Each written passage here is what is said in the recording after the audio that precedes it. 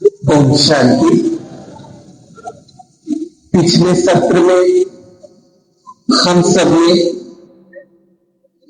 गीता अध्याय 3 के 37वें श्लोक तक 27वें श्लोक तक अध्ययन किया था और 27वें श्लोक में श्री कृष्ण अर्जुन से कहते हैं कि हे अर्जुन, यद्यपि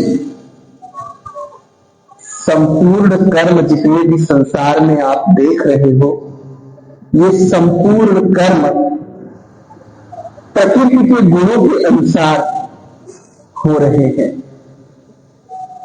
जो प्रकृति में 3 गुण हैं, सत, रज और तम,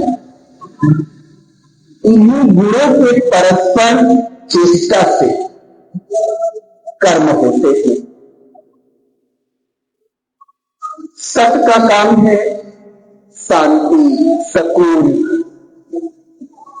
आराम।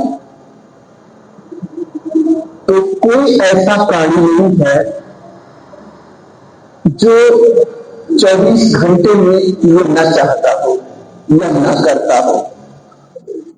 रज का मतलब होता है गतिमान, क्रियाशील। ऐसा कोई प्राणी नहीं है जो सदा ज्ञान, चिंतन, मनन और शांति में ही डूबा रहना चाहता हो। कुछ न कुछ वो कर्म भी करना चाहता है। ऑटोमेटिक उसे लगता है कि अब बहुत हो गया, ये अब कुछ करना चाहिए, कुछ गति में आना चाहिए। ऐसे और फिर कोई भी ऐसा प्राणी नहीं है संसार में जो आराम न करना चाहता हो, निद्रा न करना चाहता हो, जिसे थकान ना आती हो, है ना। ये थकान आना, निद्रा आना, सुस्ती आना, आलस्य आना, ये तम। तो ऑटोमेटिक संसार इन प्रकृति के 3 गुणों के अधीन हो करके कुछ न कुछ चेष्टा करता रहता है। गुणों के अधीन होकर जो चेष्टा करते हैं उसी को कहा जाता है कर्म। क्या कहा जाता है? कर्म। संसार में 3 प्रकार के लोग जीते हैं। एक प्रकृति के अनुसार, दूसरा विकृति के अनुसार और तीसरा संस्कृति के अनुसार। मनुष्य को छोड़कर जितने भी जंतु हैं, समझ रहे हैं ना, मनुष्य को छोड़ दीजिए, क्योंकि जो सबसे ज्यादा चेतना का विकास है ना, वो मनुष्य में ही हुआ। इसके अतिरिक्त जितने भी प्राणी हैं, सब प्रकृति के गुणों के अधीन होकर कर्म कर रहे हैं। उनको थकान लगी तो क्या हो गए? आप बताओ। थकान लगी तो बैठ गए, विश्राम करने लगी, थोड़ी लगी। धूप लगा तो चल दिए। भूख कहां लगता है? पेट में लगा, प्रकृति में मान के चल दिए।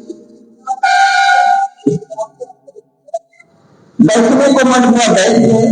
तो जो जंतु है वो प्रकृति के अनुसार चल रहे हैं और हम मानव कैसे चलते हैं? संस्कृति के अनुसार। हमें भूख लगा है, पेट में अंदर मान कर रहा है, लेकिन हम अगर हमारे हिसाब से भोजन नहीं है, हमारे हिसाब से व्यवस्था नहीं है, जगह नहीं है, तो हम भोजन को पोस्टपोन कर सकते हैं, है ना। पशु, जानवर विवश होते भले, कोई उसको बांधे हुए रस्सी को भूख लगा है तो पोस्टपोन करेंगे, तो पोस्टपोन करने वाला नहीं है।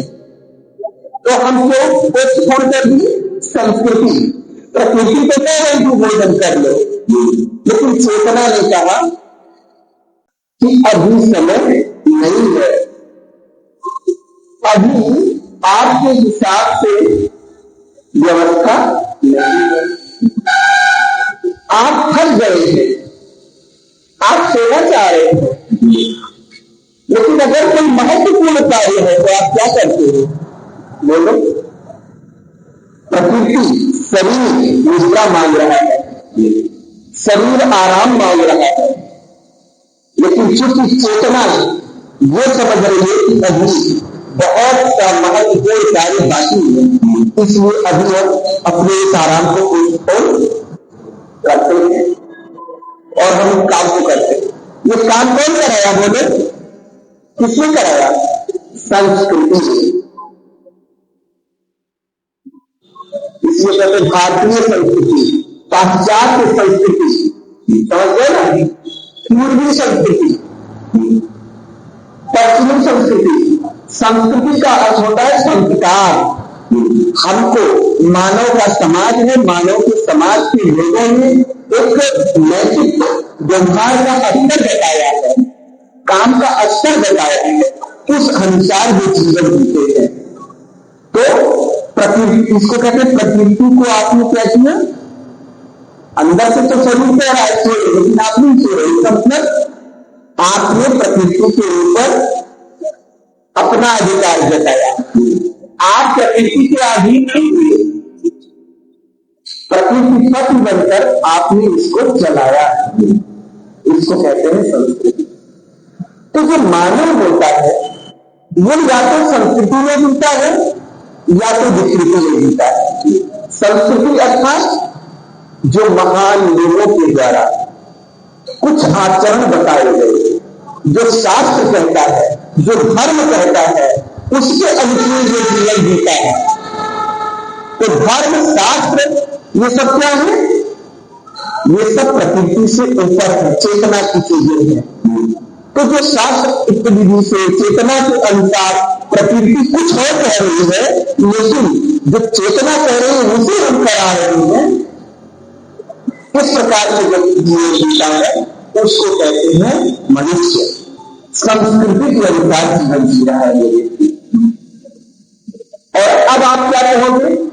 अब आप क्या कहोगे? अब आप ये नहीं कह सकते कि प्रकृति के गुण के अनुसार कर्म कर रहे हैं। किसके अनुसार कर रहे हैं? प्रकृति का गुण में बनाया था भोजन करने, लेकिन आपने नहीं किया। प्रकृति का गुण में कह रहा था कि आप सो जाए, लेकिन आपने नहीं सोया। तो किसने कराया आपको? उस शास्त्र की संस्कृति ने कराया, उस बात ने कराया, आपने विवेक में काम कराया। और विवेक कहां से आता है? परम पिता परमात्मा से। ज्ञान के सागर वेद थियरी जो है, तो हम मानव होकर ये कह सकते हैं कि हमसे जो कुछ कर्म करा रहा है वो कौन करा रहा है? परमात्मा करवा रहा है। और जो जंतु है, जानवर है, ये भी कह सकते हैं, उनके लिए हम कह सकते हैं कि ये प्रकृति के गुणों के अधीन होकर के कर्म। और आपको बताएं, एक होते हैं दिखने में तो मनुष्य लगते हैं, अब मनुष्य होते तो संस्कृति के अनुसार जीवन होना चाहिए था, लेकिन वो विकृति में जीते हैं। जो संस्कृति है, शास्त्र में, वेद है, जो नैतिक आचरण बड़े ने नियुक्त कर रखा है, उस अनुसार वो नहीं चल रहे। वे अपने मन माने ढंग से चल रहे हैं, सुविधा अनुसार चल रहे हैं। समझ गए ना? उसको कहता है विकृति। विकृति माने जिससे आपका जीवन बेकार हो जाए, खराब हो जाए, भ्रष्ट हो जाए, नष्ट हो जाए। तो जो विकृति के अनुसार जीवन जिए हैं उनको क्या कहा जाएगा? उनसे कौन कम करवा रहा है? उनसे कौन करवा रहा है? जानवरों से प्रकृति करवा रही है, मनुष्यों से संस्कृति करवा रही है। और जो विकृत होते विकारी जीवन में है उनसे कौन कर्म करवा है? उसके लिए कहा गया माया करवा रही है, असुर करवा रहे हैं, आसुरी वृत्ति है ना। और ऐसे लोगों को असुर कहा जाता है, जो संस्कृति के अनुसार जीवन नहीं जीते, जो विकृति में जीवन जीते, विकार के वक्त देकर के हर कर्म करते हैं, जिनको मान मर्यादा से कोई लेना देना नहीं होता, जो स्वयं को सुख देने देना नहीं देते, उनको कहा जाएगा आसुर, असुर। समझते? तो असुरों से काम कौन करवाता है? माया। मनुष्यों से कौन कर्म करवाता है? परमात्मा। और जंतु जानवरों से, पंछियों से ये कराते हैं प्रकृति के गुण। मूर्ख किसे कहा जाएगा? मूर्ख और मूढ़ में फर्क है। मूर्ख कहते हैं सीधा, मोटी बुद्धि सा, उसको समझ ज्यादा नहीं है, लेकिन इतना पक्का है कि अगर कोई उसको समझा देगा कि ऐसे नहीं ऐसे चलो, तो वो उसी रास्ते पे। मूर्ख दूसरे की बात को मान जाता है, इसलिए उसका कल्याण हो सकता है। मूर्ख उसे कहते हैं जो अपने आप को बहुत ज्ञानी समझते, जिसको ज्ञान का अहंकार है, तो उसको पहले से इतना ज्ञान है, इसलिए अगर उसको कोई दूसरा बताएगा भी, आप दुर्योधन को क्या कहेंगे? मूर्ख तो कह नहीं सकती दुर्योधन को, है ना। बाहुबली था, महारथी था, पढ़ा भी था, लेकिन वो मूर्ख था। कृष्ण उसको कितना भी समझाए, लेकिन समझ में नहीं आया, क्योंकि जब आपको अपने ज्ञान का अहंकार होता है, तब आप दूसरे की बात को समझते ही नहीं हो, सोचते हो। वो समझाएगा, कभी समझ नहीं जाएगी। शांति दूत पढ़कर गए कृष्ण, और उन्होंने दुर्योधन को सब कुछ दिखा दिया पहले ही कि ऐसे तुम्हारा वध होगा, ऐसे जो है कर्म का वध होगा, ऐसे सब हो रहा है, देख लो विभूति से। लेकिन दुर्योधन समझा नहीं, गलत उसके बाद फिर उनके लिए आ गया कि कृष्ण ये तुम्हारी माया है, इससे तुम दूसरों को ठग सकते हो, मुझे नहीं। तो मूर्ख उसे कहा जाएगा ये स्वयं को बहुत चतुर, बहुत ज्ञानी, बहुत चालाक समझे, और ऐसे व्यक्ति का कल्याण के सारे रास्ते बंद हो जाते हैं। महाभाव गुण कर्म विभागे गुणा गुणे तुम मत्वा न सज्जते। कहते हैं मूल लोग तो खुद को समझते हैं कि मैं करता हूं, लेकिन वो तत्व ज्ञानी होते हैं।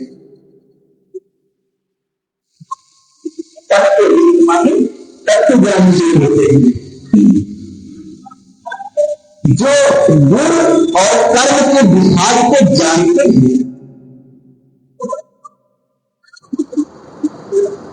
प्रकृति के तीनों गुणों को जानते हैं, और इन गुणों की चेष्टा से कर्म होता है।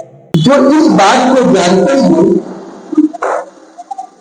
कि गुण करते, गुण के द्वारा गुण में ही जो है आचरण करते हैं, गुण में ही रहते हैं। एक गुण परस्पर मिल करके आपस में क्या करते हैं? कर्म कर रहे हैं। कृष्ण कहते हैं हे अर्जुन, इस मत्वा न सज्जते, इस चीज को जो जान लेता है वो कभी भी कर्म में आसक्त नहीं होता, क्योंकि वो समझता है कर्म तो अपने आप हो ही जाएगा। मैं चेतन हूं तो परमात्मा थोड़ा देकर मेरे से करा ही होगा, और जो अचेतन जगत है, पशु पक्षियों का भी जगत है, प्रकृति के जो उससे कर्म करा ही लीजिए। कृष्ण कहते हैं कि ज्ञानी जन अनासक्त होकर कर्म करते हैं, और जो मूर्ख होते हैं वो स्वयं को करता समझ लीजिए। फिर आगे कृष्ण कहते हैं कि ज्ञानियों को, खासकर वो अर्जुन को ध्यान में रखी गीता बोल रहे हैं, तो कहते हैं ज्ञानियों को समझ लेना चाहिए, जान लेना चाहिए, लेकिन जो अज्ञानी कर्म कर रहे हैं उनसे उनको विचलित नहीं करना चाहिए। अभी इसको इसमें बड़ा महत्वपूर्ण है। कहते हैं प्रकृति गुण सम्मोहना, प्रकृति के गुण से सम्मोहित होकर, हिप्नोटाइज होकर सब जनते गुण कर मनुष्य विभिन्न प्रकार के गुण और कर्मों में आसक्त हो जाते हैं या हुए परे हो सकते हैं। प्रकृति का गुण क्या है? प्रकृति में कोई सौंदर्य दिखता, वास्तव में तत्व ज्ञानी के लिए कुछ भी सुंदर नहीं है, सामान्य है। एक डॉक्टर के लिए सब सामान्य है, संविधान का दूसरे अकृष्ण विवेक मंदान, मंदान का कृष्ण को मंद बुद्धि वाला ऐसे ऐसे मंद बुद्धि वाले अज्ञानी लोगों को, ठीक है, चाहिए कि ज्ञानी में एक का न करे, वो कर रही है वो करेंगे, वो जो कर रहे हैं करने में कैसे कर रहे हैं। अगर इतना इंपॉर्टेंट है करने कि अगर वो मोहित होते ही कर रहे हैं तो उस कर्म उनको छुड़ाओ नहीं। जो संत आए, महात्मा आए, ज्ञानी जन आए, उन्होंने गृहस्थों को ऐसे उनके कुछ नहीं रखा है। माता नाश पिता नाश, माता भी कुछ नहीं है, पिता भी कुछ नहीं है ना। नास्तिक माता नास्तिक, पिता नास्तिक, बंधु चले गया, न बंधु है न भाई, किस लिए कर रहे हो? और आदमी किसके लिए काम करता है? तुम्ही लिए करता है। तो इनमें से जिनको ये बात समझ में आई, वो पत्नी को छोड़ करके कोई सन्यासी बन गया, कोई बच्चे को छोड़ के सन्यासी बन गया, कोई परिवार को छोड़ के। ज्ञानियों ने इस बात को समझाया तो जो मोहित हुए प्रकृति से और परिवार में निर्मित चीजों से वो छोड़ के क्या होने लगे? त्यागी, सन्यासी। इसलिए देखो सन्यास के प्रति आज भी भय बहुत है लोगों में। हाँ, सबके पास जाना किसी साधु के पास मिल जाए, कहीं ऐसा ना हो कि आपको छुड़ा दे।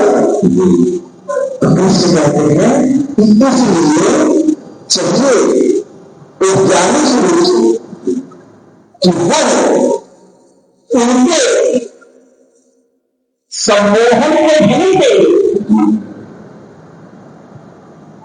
इसमें नहीं कह रहे कि वो मोहित से सम्मोहित छोड़ उनकी क्या करते हैं। ज्ञानी अगर हो तो जो काम करो, या तो आप उनसे बात ही न करो, जिस भाव से जो कर रहे हैं कहने दो, उसी में समाज की, संसार की व्यवस्था बनी रहेगी, है ना। सबके भाग सन्यासी हो जाएंगे तो क्या होता है? व्यवस्था बनी रहता है कि तो कह रहे हैं कृष्ण कि ज्ञानी जन को ये चाहिए कि अगर सम्मोहित होकर के लोग कर्म कर रहे हैं तो उन्हें जो है कर्म करने देना चाहिए। वैसे दो काम करें, या तो कुछ करें और या तो उनका सम्मोहन किए ज्ञान दो कि ये सत्य है। माता नास्ति पिता नास्ति, माता भी नहीं है, पिता भी नहीं है, बंधु भी नहीं है, सखा भी नहीं है, अर्थ नास्ति, पैसा रुपया भी कुछ नहीं है, और गृह नास्ति, घर भी कुछ नहीं है।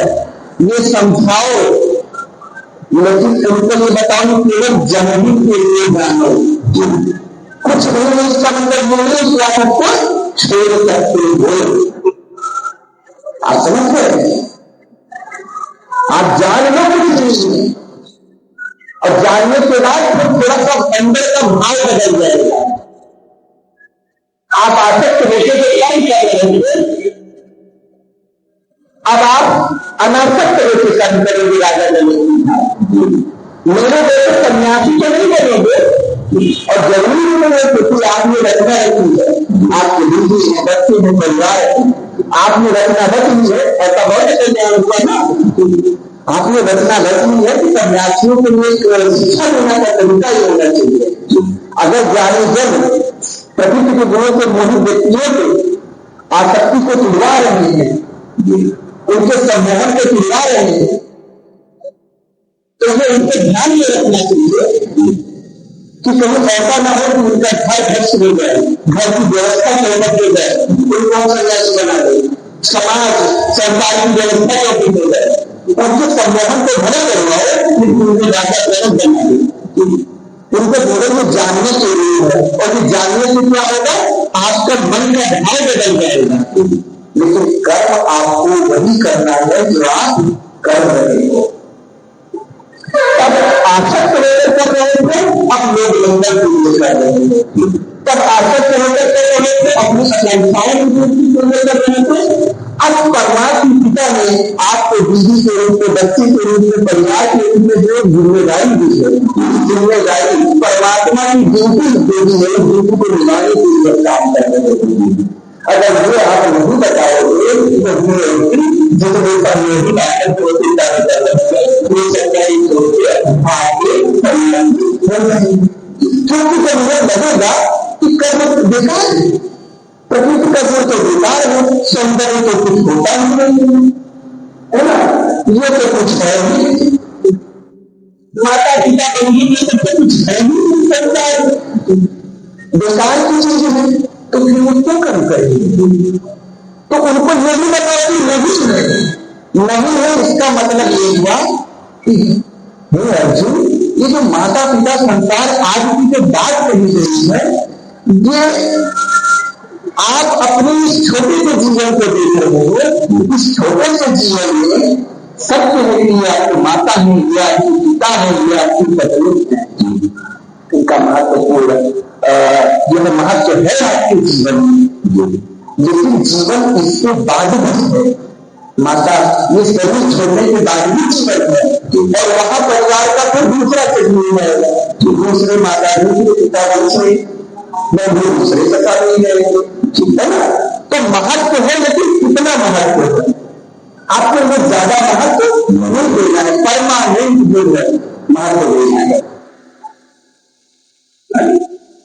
ऐसे कहते हैं कि जब तक पवनों नियंत्रित देंगे, जब तक आत्मा प्राण शरीर में है, तब तक मुझ परिवारों देंगे, जब तक अपना परिवार है, अपना घर है। गतवत पवनों गतवत वायु देंगे पाए, क्रिया बुद्ध कठिन पाए। जब उसी शरीर से प्राण निकल जाते हैं तो आपकी परवरिश आपके पास जाने से दौड़ती है। जब शरीर बन जाता है जाती नहीं करती है, और वो उसको कितना करती है, तो ये है बता नहीं देता कि वास्तव में मतलब कोई इतना इम्पोर्टेंट तकनीक आपके जीवन में नहीं रहती, उसी से मुझे आप कुछ ग्रह के भूल जाएंगे। परमात्मा से जीवन अनाज है, अनंत है, इस जीवन के बाद भी जीवन है, इसलिए हमें जीवन को बेहद रूप में देखना है। इस परिवार की जो जिम्मेदारियां हैं, इंपॉर्टेंट है, उनको ध्यान में रखते हुए हमें कुछ परमात्मा को, कुछ चीजों को भी ध्यान में रखना है। परमानेंट बोल तो कृष्ण यहाँ ऐसे कर रहे हैं कि अगर प्रकृति के जो है तत्वों से मोहित होकर लोग कर्म कर रहे हैं, तो ज्ञानी जन को चिन्हित उन्हें कर्म करने देना चाहिए। अगर उन्हें कर्म से विचलित कर दे, बहुत इम्पोर्टेंट बात है, ये नहीं करेंगे कि संवाहक से विचलित कर दे। ज्ञानियों को जिम्मेदारी बनेगी, उनका संबोधन करवा दो, उनको मोहित और मोह खत्म करा दो। लेकिन कर्म ऐसे विचलित वैसे गिनती करते हुए गिनती करते हैं, और आज के डेट में ऐसे ही सन्यासी की जरूरत है। आज के डेट में राजा जनक बनाने वाले लोगों की जरूरत है। ऐसे नहीं कि आपको परिवार का शुरुआत है सन्यासी। अगर आपने रचना नहीं रखी है, नैतिक ब्रह्मचारी है, रचना नहीं रखे हैं, जैसे बंदर मुक्त है, बुजुर्ग है, विधवा है, तो मुक्त है, तो आप जो चाहे सो करो। लेकिन अगर आप पारिवारिक है, आपके घर में जिम्मेदारी है, तो जानने को ये चाहिए कि वे कर्म से आपको विमुक्त न होने लगे। हाँ, संभव कृष्ण ऐसे कहते और आपको बताएंगे कि आज केवल जानवी में बहुत है, क्योंकि जानने के भाव बदलेगा और भाव में भाव बदलने से क्या फल बदल जाएगा। उदाहरण दिया जाएगा ना, डॉक्टर भी पेट भरता है और चोर भी। डॉक्टर को इनाम मिलता है, पैसे मिलते हैं, चोर को दंड मिलता है। कि प्रकृति गुण समूला संबुद्धि कान अकृष्ट विदा मानना, कि ऐसे मंद बुद्धि वाले, हम मंद माने तो नहीं समझ रहे हैं, सत्य को नहीं समझ रहे हैं और मोहित भी है, तो कोई बात नहीं, उनको कर्म कर लीजिए। अगर कुछ करना चाहते हैं तो उनके सम्मोहन को जुड़ जाए, लेकिन कर्म से उनके विचलित मत करो। आगे कृष्ण कहते हैं, तो अध्याय 3 जब शुरू हुआ था तब आपने सुना होगा पैरालाइज, उसमें कहते हैं अर्जुन कि हे माधव, हे केशव, आप ज्ञानियों की भी प्रशंसा करते हैं, आप संन्यास की भी प्रशंसा करते हैं, आपने कर्म की भी प्रशंसा की है और दोनों की प्रशंसा करते हैं आपने हमें दूसरा में डाल दिया है। अब आप ही बताओ मैं क्या करूं और क्या न करूं। उसी प्रश्न का भी अर्जुन के लोग हो गए। उसी प्रश्न का उत्तर देते हुए कृष्ण यहाँ तक समझाते हैं और अब कहते हैं जो इसलिए हे अर्जुन मन सर्वाणि कर्माणि सर्वस्व। हे अर्जुन, आप आध्यात्मिक चेतना को लेकर मुझ पर सारे कर्मों को अर्पित करते हुए कर्म करो। आप कहते समझ रहे हैं ना? अब वो आंसर दे रही है। अगर पहले में श्लोक में कहते तो दोनों में तो क्या करें? हमारे आपके बच्चे भी पूछते हैं, छोटे भी पूछते हैं, ये तो पूछते हैं क्या करें? हम कहते हैं ये कर्म। वो डाउट में आ जाते हैं, पता नहीं पिताजी सोच समझ के कहे हैं या ऐसे भी कह दिए और अवज्ञा कर जाते हैं। हमारी कृष्ण की भी अवज्ञा, कृष्ण की भी अवज्ञा कर सकते थे, कृष्ण की भी अवज्ञा अर्जुन कर सकता था अगर वही बता देते कर्म श्रेष्ठ है, कर्म करिए। अगर ऐसा कर देते तो अर्जुन अवज्ञा कर सकता था कि ये हमें लड़ाई लेना करते। इसमें डायरेक्ट नहीं था, कृष्ण दोनों रास्तों को समझाया। तो हमें भी अपने बच्चों को क्या करना चाहिए? हमें भी अपने बच्चों को दोनों रास्तों को समझाना चाहिए, क्लियर कर देना चाहिए। ठीक है भैया? ऐसे तब हमारी बात को मानेगा। इन्होंने सन्यासी की भी बात कही, नियम की भी बात कही, कर्म की महत्व की बात कह दी और ये दिखाया कि किसी भी परिस्थिति में कर्म का त्याग नहीं किया जा सकता। और फिर अब कह रहे हैं ये बच्चों अब ज्यादा मत सोचो, अब ज्यादा सोचने का समय नहीं है, लेकिन उस समय आपकी बुद्धि समझने के काबिल नहीं है कि बावजूद जो कुछ होता है परेशान हो जाए, वो सारी बातें समझ में नहीं पाता। तो कहते हैं अब जो भी है आपके मन में संकट भला बुरा वो सब निश्चित है।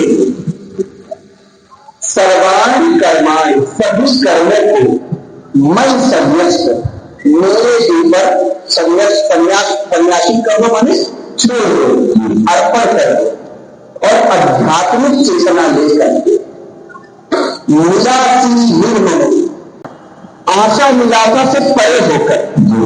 आशा होता ना जीतेंगे नहारेंगे, तो जीत हार के कसम कर से परे होकर, निर्मल होकर, निर्मल माने ममता मोह को त्याग कर, है ना, भूखा होकर युद्धस्व कर, युद्ध करो, ममता मोह को त्याग कर, आशा निराशा को त्याग कर, सभी प्रकार के विगत ज्ञान संतापों को त्याग कर युद्ध करो,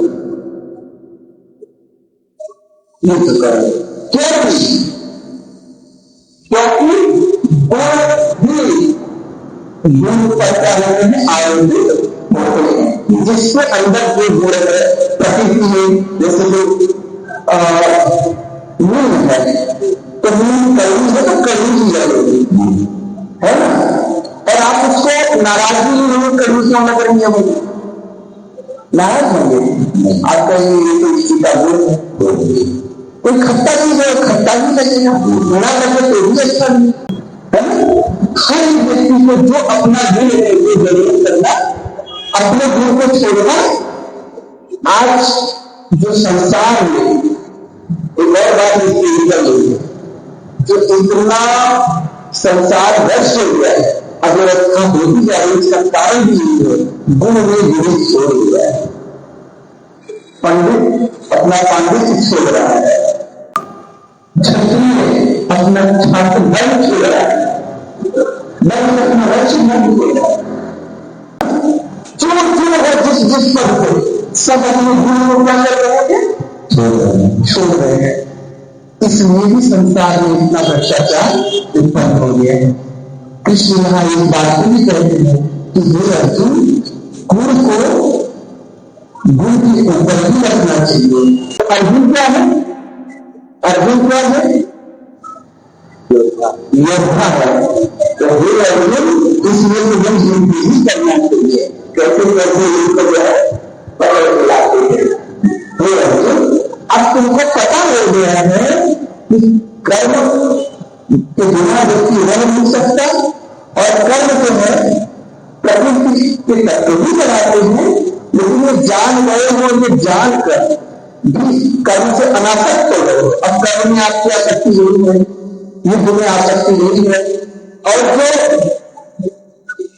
इधर कर्म में कौरव की सेना है, शकुनी है, दुशासन है, दुर्योधन है, तो उन सब में क्या है, युद्ध के प्रति क्या है, आसक्ति है, तो चाह रहे हैं युद्ध में। आप जान रहे हैं युद्ध देश से गया है, कर्म आपके लिए, और अगर आप कर्म नहीं करोगे, आप भाग जाओगे युद्ध से, तो क्या युद्ध नहीं होगा, जानने के बाद अगर आप कर्म छोड़ दें तो युद्ध नहीं होगा, और क्या होगा, अधर्म की जेल में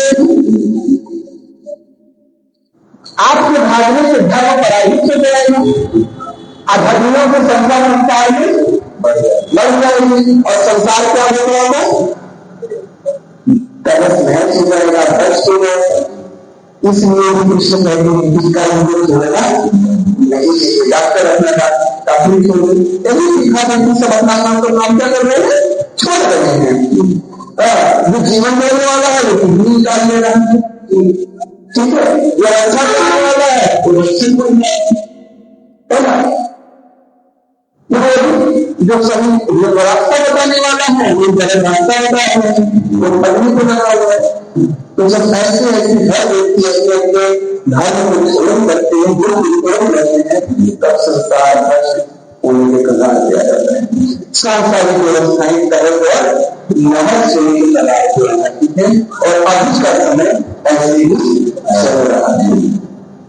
तो यहाँ के कहते हैं कि अगर आप युद्ध नहीं करोगे तो धर्म की पराजय नहीं करेगी, और तुम्हारा कोई भला नहीं होगा।